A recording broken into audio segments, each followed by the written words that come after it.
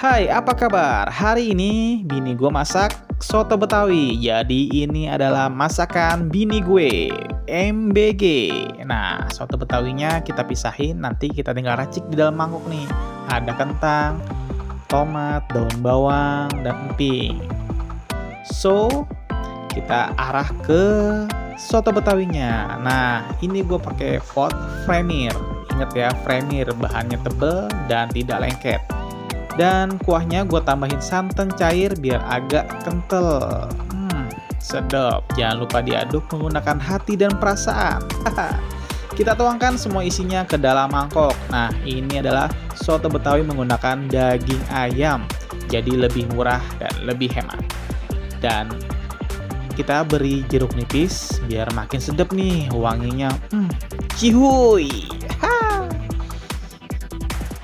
Dan inilah penampakan finalnya. So, gimana? Silahkan mencoba di rumah. Jangan lupa follow dan like. Terima kasih. See you on next video.